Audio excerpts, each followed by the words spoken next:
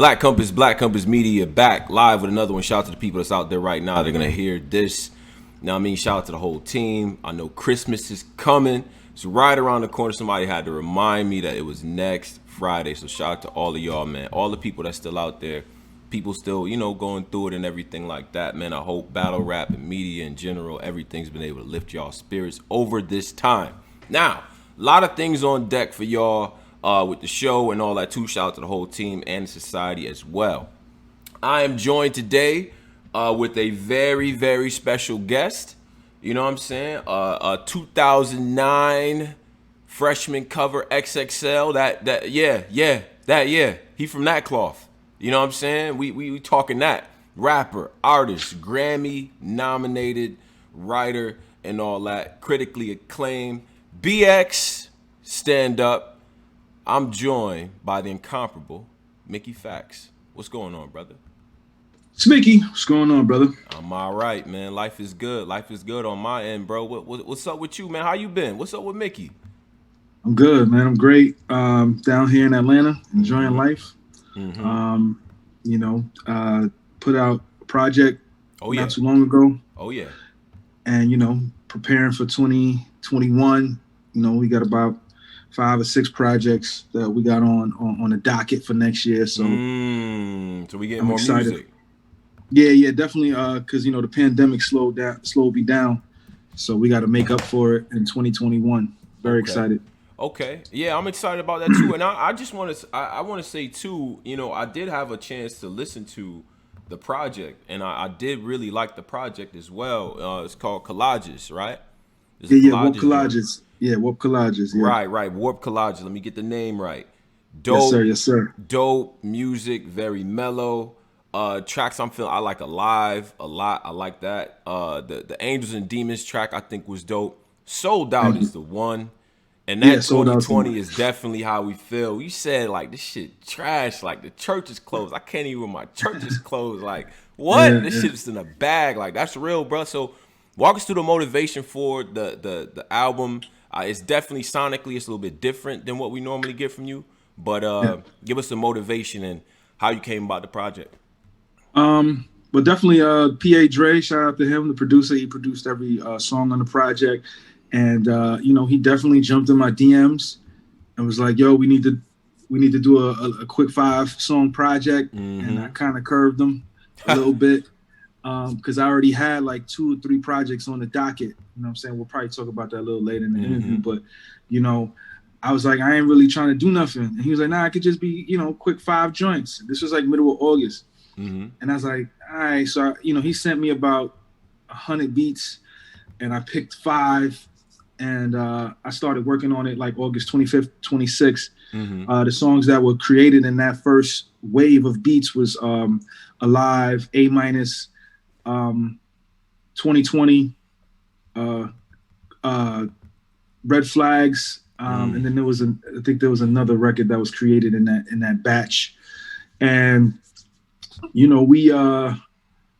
I thought it was dope. I thought it was like, all right, we got these 5 songs. We good to go. Oh, and the song Collages. I was like, all right, we good to go. We could put it out.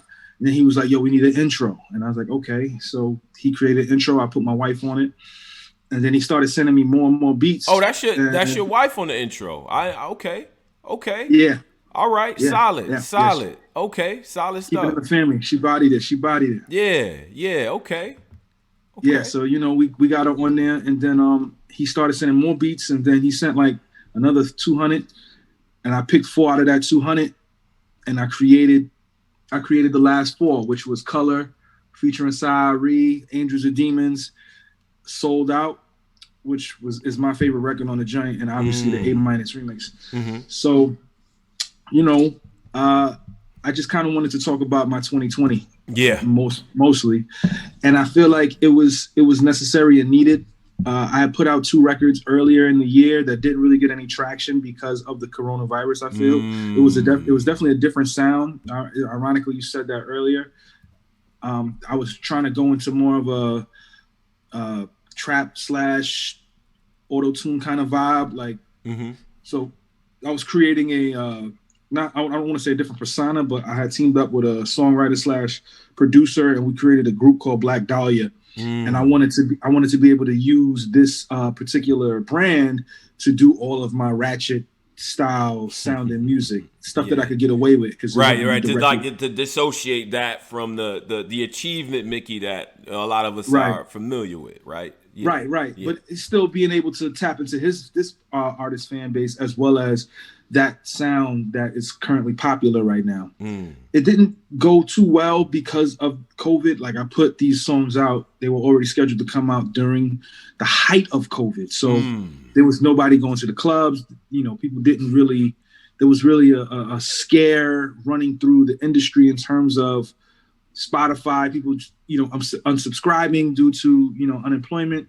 So there was some setbacks. So we kind of pulled back on that, and I started working, and then, I was like, fuck it, let me just do this project with this guy, P.A. Dre, and we did it, and we got it. It was supposed to come out last month. We were waiting on a Black Thought verse. Whoa! Thought was gonna be on the John. What happened with Black Thought? How you connect with Black Thought? I'm sure you guys know each other. Yeah. But. So Thought is the OG. Like, I've known Thought for a good, I want to say, 12 years now. And we were always supposed to, do a record. We performed, my biggest record, Paradise. We performed it together back in 2010. He brought me on stage.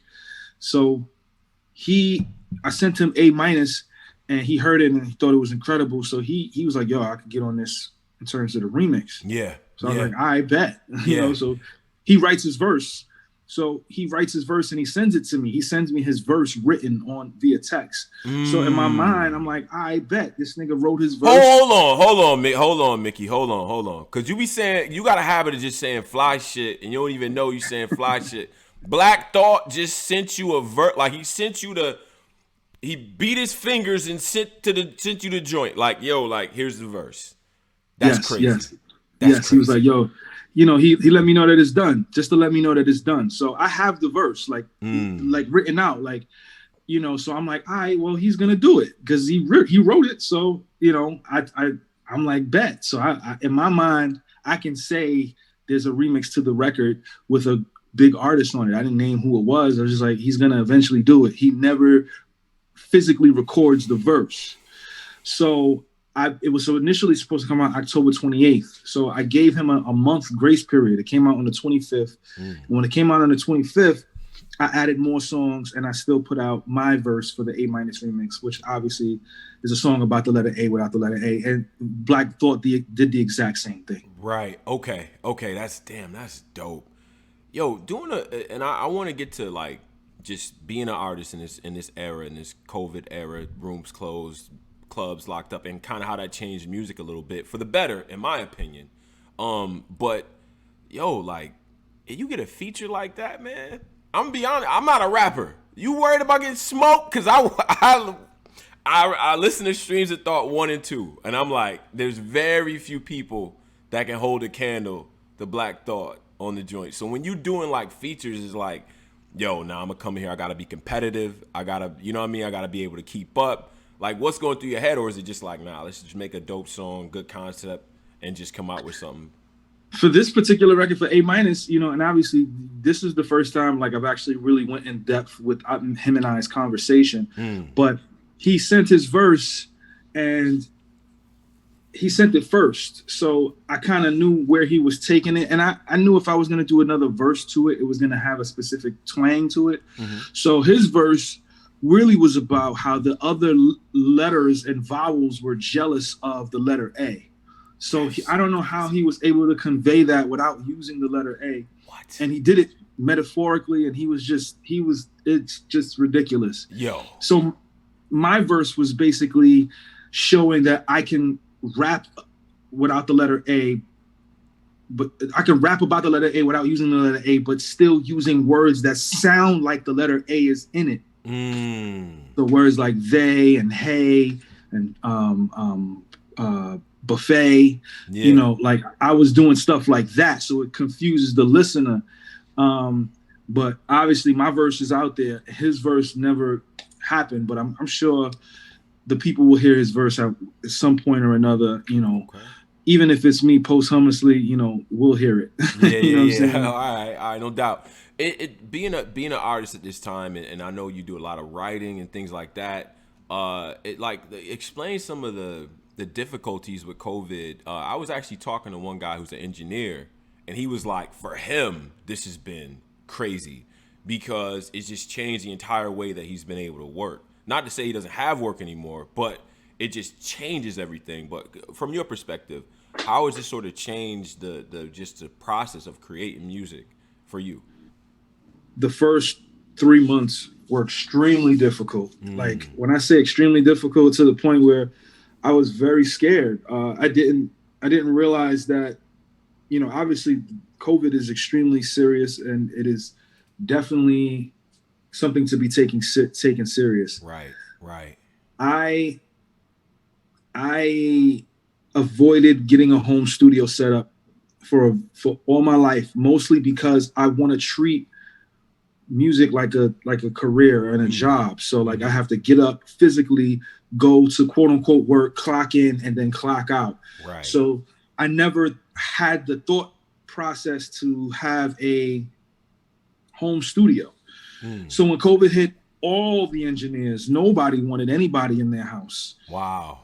For like 2-3 months in their house or in studios, everything was closed down. I was offering double the money that I normally pay because, I needed to get work done. There was work that needed to be done, whether it was for television, movies, or features that I was getting done, or just stuff that I personally needed done for my own personal musical projects. Sure. And it was a complete nightmare. So I finally found a guy right before we moved to Atlanta. Shout out to Lord Itil, where we created this whole project, and there was some strict regulations because it was in his home. He was the only studio that was open at the time. Wow, shout out to him. Even my home studio in Brooklyn, they did not. I don't even know if they're open still right now. Like that's how serious they took it. So he opened up for me, and in the span of 2 to 3 months, we did about 75 records, and I got a lot of work done out of his place. Man, that's crazy. And and he works for MTA, on the side. So when he had free time, he will record me.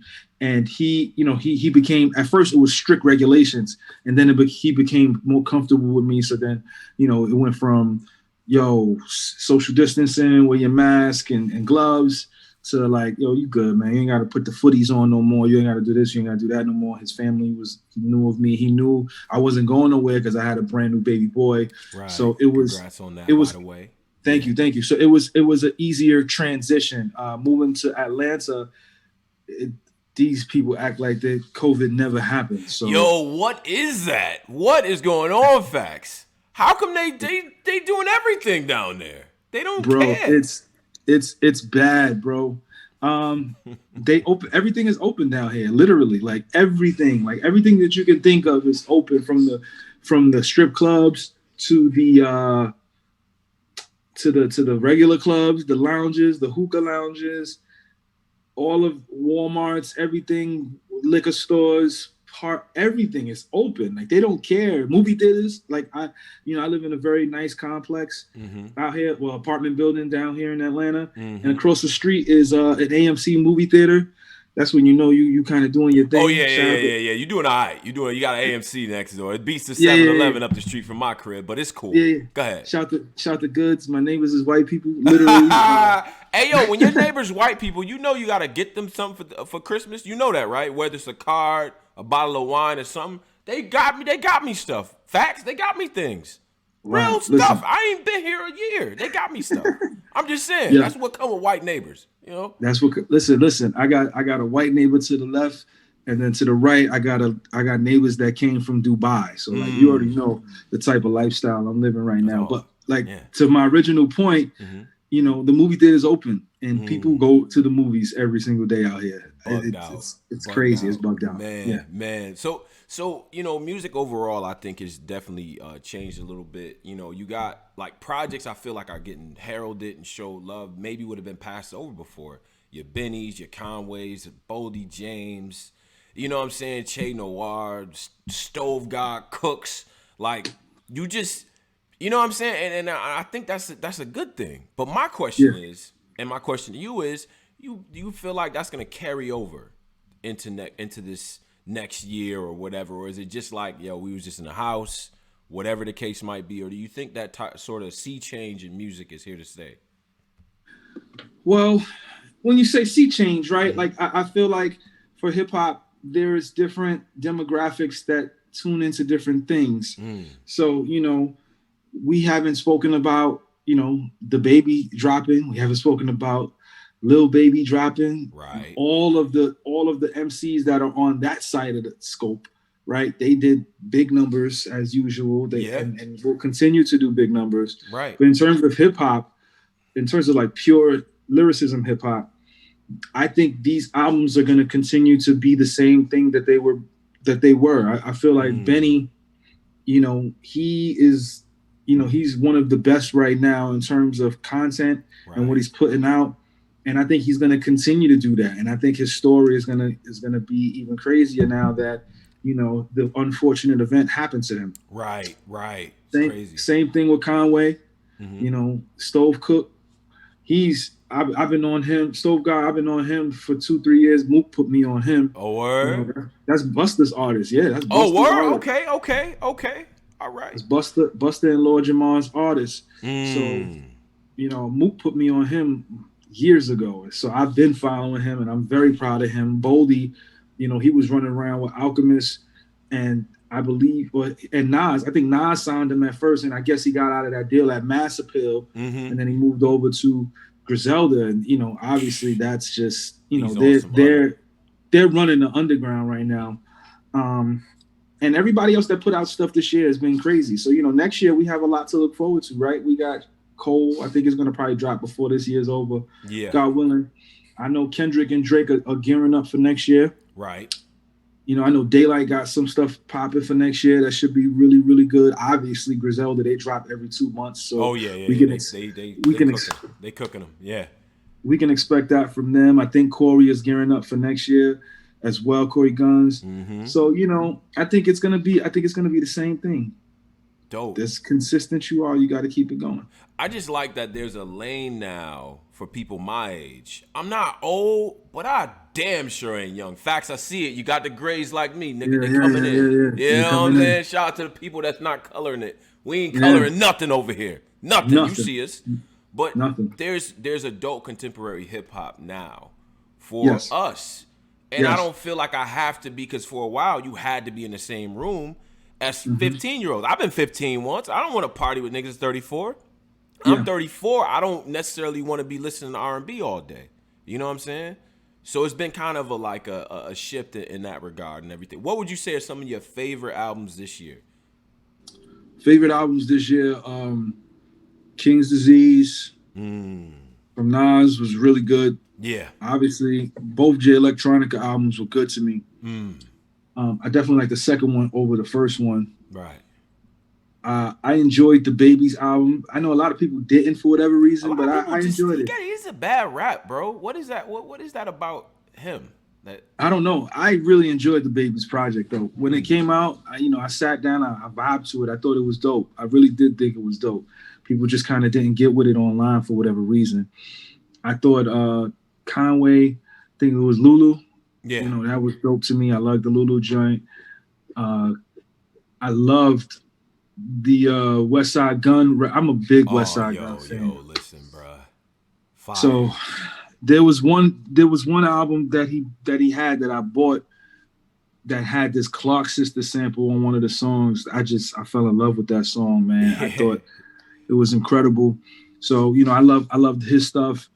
Obviously, I thought Surf, he put out a great project this year. Absolutely did. His recent one was really good. Yeah. So, there's a lot of good content came out this year. I try. It's so much that's coming out, so I try my best to keep up with everything, but it's very tough. Definitely, because you got like 5 or 6 of the same people coming out, and it's brutal. Oh, Busta had a crazy one this year as well. Busta's album, I felt like, is not getting the love I feel like it should get. Now, I'm a huge Extinction Level Event fan, like the first one. Like I bought that on the tape. Facts, I had the tape with the big headphones, and I was broke, so we had to tape up the part of the head. You know what I'm saying? You got to tape up part of that shit and hold it together to lean your head to the side, and I was knocking everything. You know what I mean? So this album I thought should have got a little bit more love. You know what I mean? So I agree. I agree. It was tough to, do that during COVID, but I think he accomplished his goal. A lot of the videos that I think because he played me the album 2 years ago.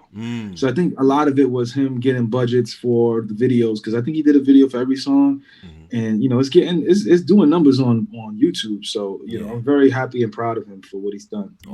Okay. All right, let's get to, because I want to get to battle rap, and I do have trivia for you before you go. I do. Okay, yeah. Yeah, it's regional based, Bronx based trivia, but okay. we're gonna talk about battle rap. Did you get a chance to watch Volume 6? I did. Okay. Impressions on Volume 6 for you. Like, did you? Because it didn't, to me. I see a lot of people kind of going crazy on it. It wasn't what the other volumes were. I have a few theories on why that is. But what were some of your takeaways for that? And we can ease that into a Champion of the Year conversation, because I do think this sort of changes it a little bit in my head based on what happened. But what were your impressions of the Volume 6? Well, for me, I thought it was a pretty good event, right? Like, I think when you compare it to other volumes is when it gets it's not as good as as it stacks up against the other ones. Right. But I did think it was a pretty good event. I enjoyed it. I thought, the fake street at first, I was a little like, what is this? But, after a while, you kind of get used to it. Yeah. I thought that it was a little different from what they've been doing all year, right? For whatever reason, to see Smack in the crowd a little bit further away from the MCs was a little weird, as opposed to a closed room setting. Right. Where they may have been social distanced, but you can still kind of feel the energy. If that makes sense. Sure. I don't know if I felt it in this particular event, but right. I still enjoyed myself watching it. Okay, yeah, I thought that too. I mean, I always feel like battle rap is almost like, it's a fight. You like, back in my day, we used to make a circle. You get in that circle and you go do your thing, and that's kind of how in my head battle rap is supposed to look. But I like they doing something a little bit innovative. Who did you kind of feel like, because B-Dot and Chilla Jones, I know Black hates this, but for a lot of us that is championship type of battle. You know what I'm saying? Like, what did you think about that battle? It's tough for me because I don't like what B-Dot did, and I got mad at you for the same shit, conceding defeat. But what did you think about that battle, bro? For me, I thought Dot's issue, to me conceding defeat was a little different from what he did. Like I shouldn't have done that. Absolutely, but you should. I've never been in that position where the room felt retarded. Like it was like, what is happening?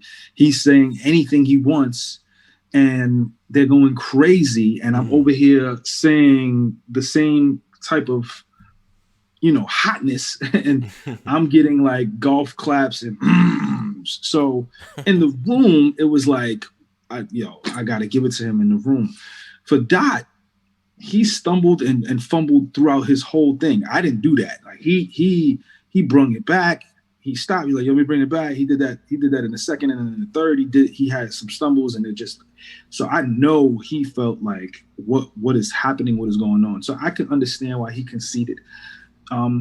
But even with that, I thought even if he didn't concede, I thought Chilla would have won regardless. It would have still been tough. Yeah, I was saying the same thing.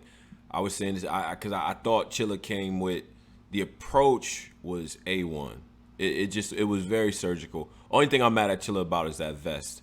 But so do you think MCs are battling too much? Because I kind of heard like, okay, well, we not used to seeing Dot this close, kind of back to back type of thing. But do you think overall MCs might be battling too much? That's why we not getting those like moments or those type of battles that we all look forward to?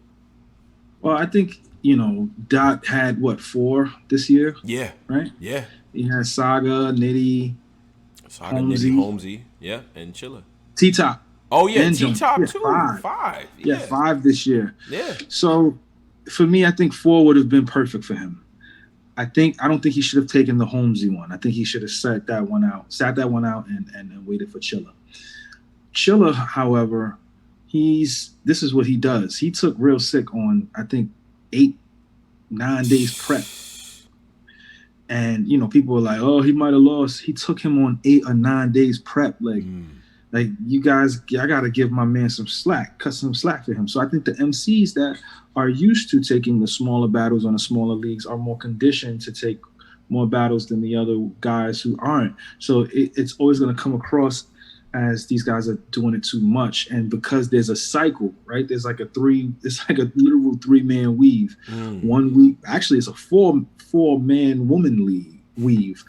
One week you're gonna have the PGs or the Crucibles. Another week you're gonna have these tiers that are more suited for Born Legacy and the app only. Then you're gonna have the big caffeine event joints. Then you're gonna have the all women or intergender joints. So it's interwoven. So it's always gonna be guys shuffling in and out, in and out, in and out, in and out. And I think they were trying to make up for what was happening with the COVID and the quarantine matches that they were doing on screen.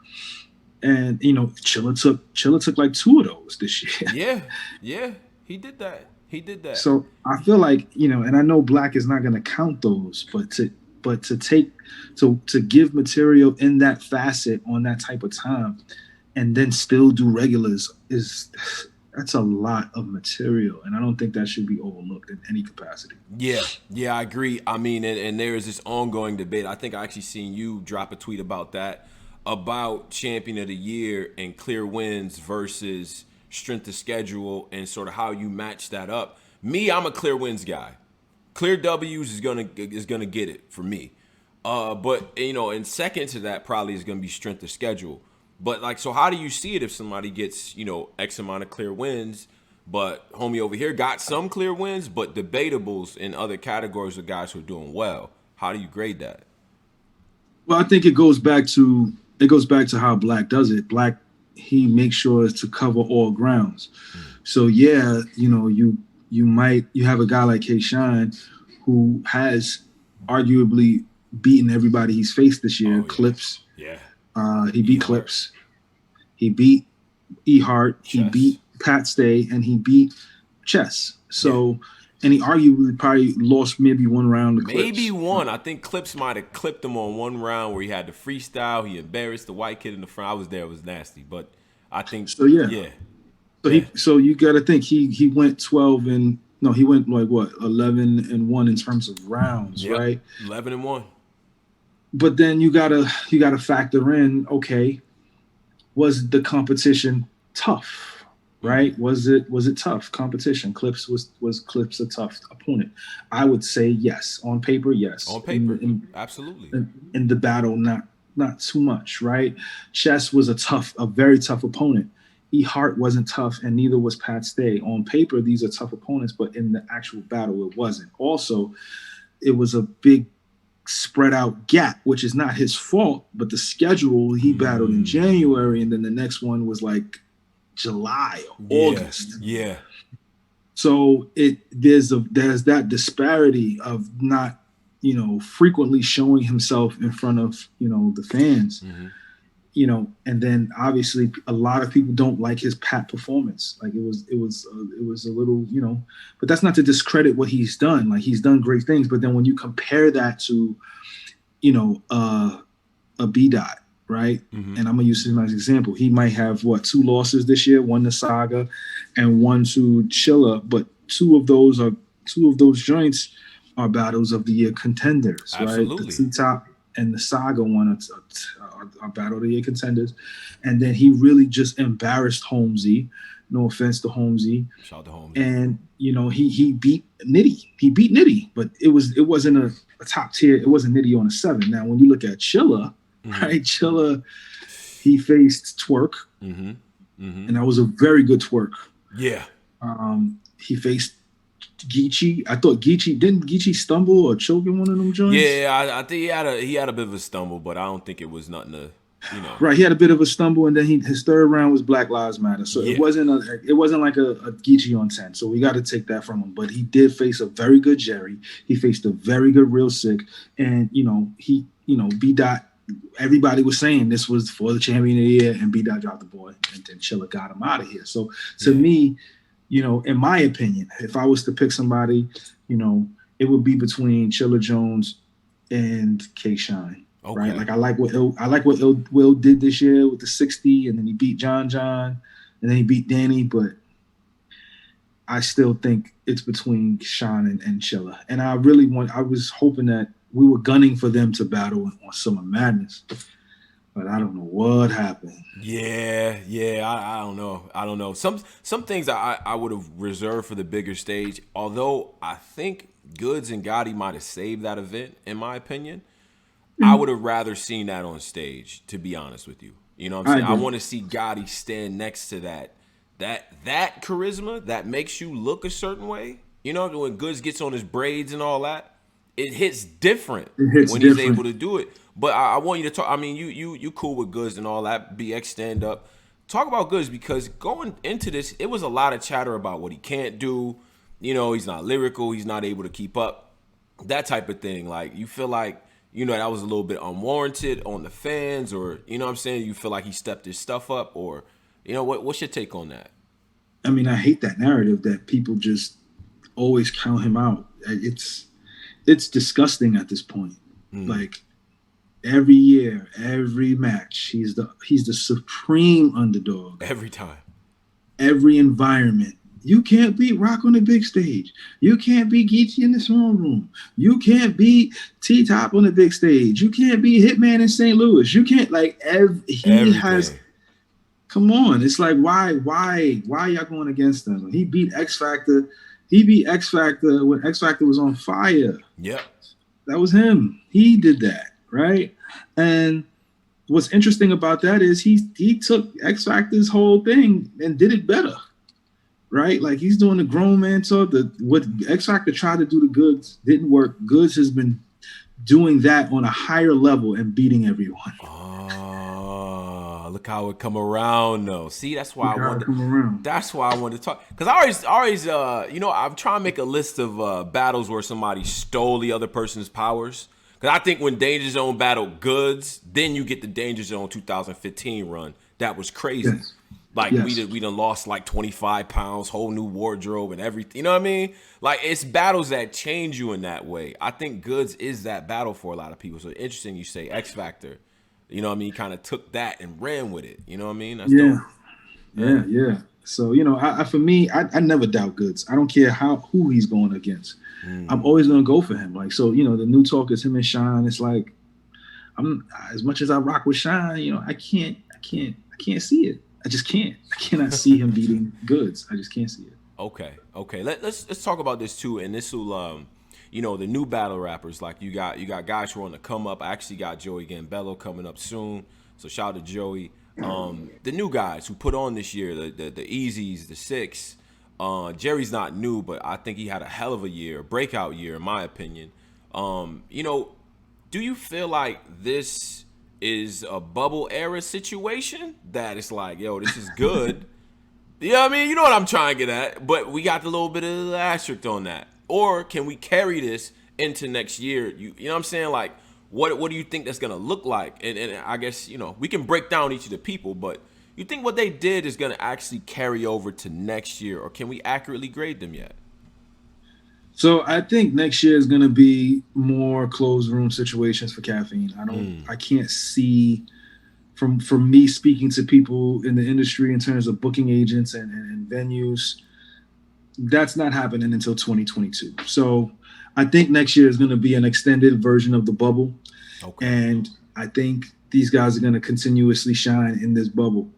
What I realized was Easy really came up in this bubble era. The ascension that he's had has been wild to see, and to say the least. He has basically created a fan base of his own. People love Easy right now. Absolutely. So I think he capitalized on it greatly. Kid Chaos, you know, I really enjoy what him and Real Sick do. I think those two guys are extremely talented, and I think they're going to go far. I think once the B Magic battle with Kid Chaos, with Real Sick drop, it's going to be a nasty situation. The danger and chaos joint I'm hearing is debatable as opposed to. Oh, yo, watch that one, Factz. And I'm gonna hit you. I want to know what you think about it because it was a lot of people, I guess, in the beginning was like, yo, Chaos smoked him. I'm listening. I'm like, I don't hear smoked. I think he might have won, edged it, but I don't hear smoke though, bro. But yeah, that's what I'm hearing. I haven't seen it yet, but I'm hearing it was a close one. So he's another talented guy. Yeah, absolutely. Lou Cipher did really well with DNA, so Castro. He's gonna be here. That was Castro. Pardon me. Uh-huh. Castro did really well with DNA, so I think he's gonna be around for a while. Yeah. Obviously, Jada Nightwing. I don't know what's going on with him or what's his next match. I know he was gunning for John, but it didn't go down the way he wanted it to go. Mm-hmm. Fonz got Av coming up, so that's a really tough match. But these guys, this is a really, really good class. You've seen a lot of classes too, and I had this discussion with P. P is very military, so he tried to really kind of put me in a corner with that. But I said, I get the stage isn't there, but this many guys, this is the point. This many guys that are this good at the same time is rare in the process. You've seen a bunch of classes coming through. How would you rate them amongst the other classes? Middle of the pack, top of the pack? Like what do you think, bro? If we go on by year, and if 2012 was the inaugural year, then I would have to say this is probably the third best. This is the third best class, if I'm being very honest. This class is extremely good. Obviously, 2012 is hard to beat the 2012 class. Yeah. It's hard to beat the 2014 class. Yeah. Those are the two classes that's hard to beat. Okay. The 2012 class is like the 96 draft. Like you can't, it's hard to beat that 96 draft. Very how difficult. can you got B Magic, you got John, you got Chilla, you got Big K, you got Danger Zone, you got Illwood. Like, come on, are we serious right now? Yeah, like, it was a lot. It was a lot. That's a lot. That's a lot to deal with. Yeah. 2014, you got T-Top, you got Briz, you got Chess. You got even though they're not on the platform, but I think Jims was on that. Jims, I think Dot was on that. Yeah. And what's the name was on that? Show Off was on that. Show Off, Prep. Jonah, Wavy. Yeah. So it's like that's a tough class too. That's a very, very tough class to kind of just overlook and say, Chaos, Sick, and Jada Nightwing, and Fonz, and these guys and Easy are better than those classes. It's tough to kind of give them that. I don't know if I can. But I will say they top three. I do believe they're better than the 2015 class. Okay. I believe they're better than the 2016, 2017, 18, even the 13 class. The 13, I did not like the 13 class at all. But I will say that there was some good matchups in that the 2011, 2012 class. You got to compile them together because it was real jumbled at the time. It was jumbled. Yeah. So and then it started in like the PG started March of 2011. So we counted that going into Summer Madness as one, Summer Madness 2. So that Summer Madness 2 is the cutoff of the first class. Okay. So, okay. I got you. Yeah. And one more thing before I get to trivia. And I saw this floating around. I thought this was dope. Inaugural class, Battle Rap Hall of Fame. You get 5 slots. I'm gonna give you 5. 5 names that you get to put in to the Battle Rap Hall of Fame inaugural class. What 5 are you putting in? Now, is it URL or is it? It's everything under the sun. Come on. You get Mook in there. You get Lux in there. Okay. You get Jones in there. Okay. You get Iron in there. And you gotta put from that. Then you put Diz.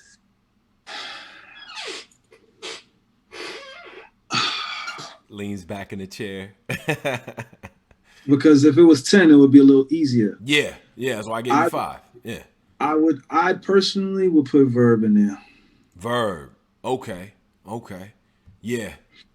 I would put Verb in there because at that point now everybody that's inaugurated in that first 5 has seen each other. Actually, you know what? I wouldn't put Verb in there.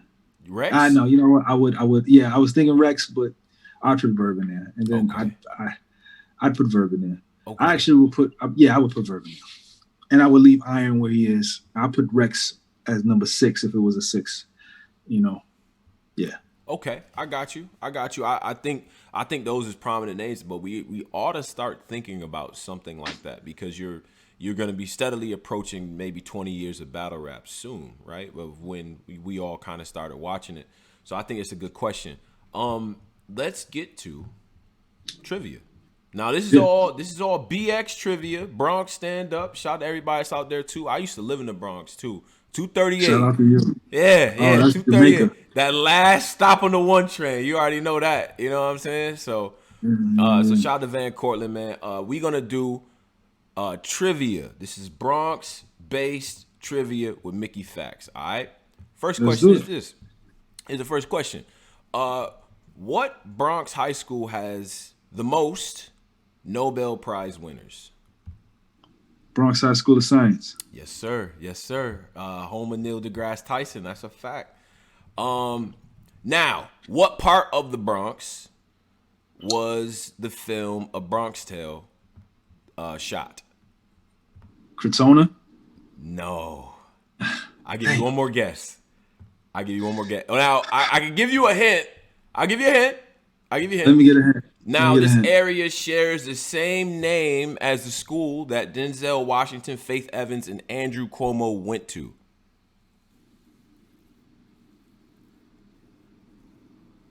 I don't know that answer. It's Fordham. Fordham. Right there on Fordham. Yes, sir. Fordham. Yeah, yeah. Fordham. Fordham. I've only seen a Bronx Tale like maybe once or twice. Come on. In Once or this twice. climate, I can't watch it. I'm gonna be honest. In this climate, I can't. I'm I not can't. touching them. I can't do it. Yeah, I can't do it. Right, right. One for one. I'm 1 for 1. Okay. One for one, one for one. All right. So, what year did they build the new Yankee Stadium? I think if I'm not mistaken, that might have been 2015. No, no, man. Nah, you a little off by some years, bruh. Really? Yeah, Really? yeah. 2012? Nah, this was according to what I got. Hold on. Let me do a quick little. Cause you got me scrambled. I'm like, hold up. I thought it was fairly new. It's like a fairly new stadium. Yeah, it is, but I don't think it's 20. Nah, it's not that. I'll give you a hit. It's longer than that. It seemed like it'd been around forever. But this is the same year. This is the same year that Jay-Z dropped Kingdom Come. Lupe released Food and Liquor. And then Really? That old? 2005, yeah. 2006? Yeah, 2006, sir. Are you serious? I'm serious. I'm looking at it right now. I went to Google. Wow. 2006. Yeah. Wow. Yes, Okay. sir. Yes, sir. All right. So that's I'm 1-1. All right, yeah. We'll do that. All right. Now, built in 1973, this community is the largest of its kind with over 43,000 residents. Home of Lord Tariq, Curtis Blow, and the notorious Son of Sam killer, David Berkowitz. What is this? What is this area called in the Bronx? Soundview? Close. Parkchester. No. It's not Soundview? It's not Lord Tariq is from Soundview. Soundview. It's Co-op City. Co-op City? Yes, sir. Lord Tariq is Yeah. Co-op City. Hey, and I know you know Lord Tariq too. That's messed up. Lord Tariq is from Soundview. Nah, he's from Co-op City. I just watched the documentary. Him and my son and all them, they was doing it. Yeah, Co-op City. Yeah. He always reps Soundview. Oh, okay. Okay. He made a post about me and was like, "Yo, Mickey represents for us in the South Bronx." So that's why it's like when you said it was like Soundview. Okay. I wasn't even thinking Co-op City. Yeah. It is the largest cooperative in definitely in the United States, but it's one of the biggest in the world. Interesting place and shit. So 1973. That's where that is, Co-op City. Now, the Bronx started hip hop with a man named Clive Campbell in the 1970s. Clive Campbell, 1970s. He was around other greats such as Grandmaster Flash. You know what I'm saying? At the time, you had Melly Mel and so on and so forth. Lived on Sedgwick Ave. What is the name of this person? Kool Herc. Kool Herc. That's a fact. Come on. That's a fact. I'm 2-2 and 1.5. Yeah. Kool Herc. Yeah, shout out to Kool Herc, man. Yes, Kool Herc. Shout out to Kool Herc, man. No Kool Herc, none of us. None of us are here. That's true. Very true. All right, the legendary group DITC, Digging the Crates crew, was composed of 8 members. Can you give me 5 of the 8 members in DITC? Of course. Let's do it. Lord Finesse. Diamond D. Fat Joe. Big L. And the last but not least. OC. That's a fact. OC. Yeah, let's go, Mick. Huh? You can't get the DITC wrong. Now, the other ones we let slide. DITC, we don't let slide. Nah. Yeah. All we can't do right, that. That's a bet. Now, I'm getting all my hip hop stuff right. You are getting the hip hop. You are getting the hip hop stuff right. You are. Now, this is the last one. It's opinionated. I need to understand this because I'm from upstate New York. I'm from Rochester, New York, bro. And when I moved down here, y'all killed me. What's further, in your opinion, Bronx native, what's a further distance? Wildfire or dumbfire? What is further? Dumbfire is further. Dumb? Dumbfire. Sure? Yeah. Okay. Dumbfire. Right. When a nigga say he dumbfire, you don't even want to go. When he wildfire, it's like, oh, I get it. It's like Brooklyn. You can still dumbfire, okay. That's all the way. That's the boondocks. Okay. Because they telling me I live dumbfire. Oh, no, that's why. Okay. All right. Shout out to the Bronx, man. So that's my Bronx trivia for Mick. You know what I'm saying? Great showing on the trivia. Appreciate it, bro. And all that, man. And shout out to all the people that are in the chat, too, as well. And I want to make sure that we shout out the album again, Warp Collages. And I see you have a single as well on Spotify, Georgia, right? Yeah. So Georgia's on Spotify right now. Obviously, I live in Atlanta right now, and we decided that we wanted to do a record that would encapsulate how people can go out and vote for the Senate runoff race right now. Obviously, we need the Democrats to win that race if we want Joe Biden to have any of his laws to be passed that are for Black people. Right. This is one of the reasons why Obama couldn't get anything passed for us between 2008 and 2014. So we need everybody to come out. If you're in the Atlanta or the Georgia area, to please go out and vote. The deadline is January 5th. I'm not telling you to vote for John Ossoff or the other guy, but definitely do your research and use your vote and your voice, because that's this one. If people say, "Yo, voting doesn't matter," this one really does matter. Really does. They've been doing voter suppression down here. I was doing research on what's been happening here in Georgia, and the voter suppression to get people to not vote has been catastrophic. So when Georgia went blue this year, it was like a big thing, and we want that to happen again within the Senate race runoff, and we really need it to be a blue state. If we don't get it as a blue state, then we might as well have just elected Trump. That's a fact. Okay. That's dope, man. And shout out to Stacey Abrams down there doing her thing.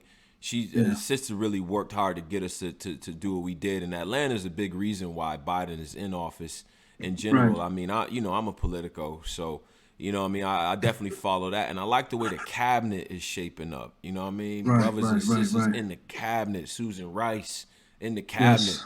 Keisha Lance Bottoms. They was asking her. She like, yo, my city needs me more. I respect it, bro. That's the cloth right there, Mick. That's different. Yeah. I'm glad you out here and you know what you're talking about, because I feel like a lot of times there's a lot of political quote unquote pundits, that they're coming out the woodworks, and they came out and they wanted us all to vote for Biden without having any without having any knowledge on why we were voting for Biden, right? And then you have the skeptics who say there's the lesser of the two evils, or don't vote for Trump or Biden, or it was just so much confusion. Obviously, that's a whole nother topic in terms of propaganda and things of that nature that we can get into on another topic another time. But I do feel like this is an extremely, extremely important election that is being swept under the rug by hip hop a lot. And even with Stacey Abrams talking before Jeezy and Gucci and letting them know to vote, it still doesn't feel like it's being talked about enough. So I wanted to do my part and share my knowledge and my viewpoints with my community and my fan base to let them know, go out and vote if you're in the Georgia area. No doubt. Mickey Factz, words of wisdom, man. I appreciate it, bro. Big time. You know what I mean? We definitely going to be tuned into everything you got going on, bro. Really, really like the project. The link is going to be down there. So if you got Spotify, you got Apple, you got all these different platforms, you know what I mean? Go ahead and support this because it's actually a really good project and everything. You know what I'm saying? Appreciate it. And just for the fans, before we close out, man, anything folks can look forward to, and definitely, as always, drop the social media, how people can get in contact. Yeah. I got like 6 projects dropping next year. The first one is dropping in late January. I'm currently writing it right now. Probably gonna record it next week, and we're gonna get that out to the people. Late January. So be on the lookout for that. I don't think I'm gonna take a battle next year. Probably 2022. So I don't want y'all to be harassing me about if I'm coming back next year or not. I don't think that's gonna happen. But it probably will be B-Dot when it does happen. Aside from that, just a lot of business ventures that I've been doing and getting involved with. One is Black Dollar Network. We're going to be releasing an app next year to circulate the Black Dollar. And I think that's going to be one of the things that's going to shift how Black finance is moved in 2021. And I hope a lot of our people join this app to become a part of something that is going to be the digital version of Black Wall Street in Oklahoma City. Obviously, Kitty Credit. If you guys have children between the ages of 7 and 13, please download Kitty Credit with K's for Kitty and Credit. It's a mobile chore tracking app teaching kids how to manage credit at the age of 7 to 12, right? What? Getting them started. Yeah, man. Wow. Okay.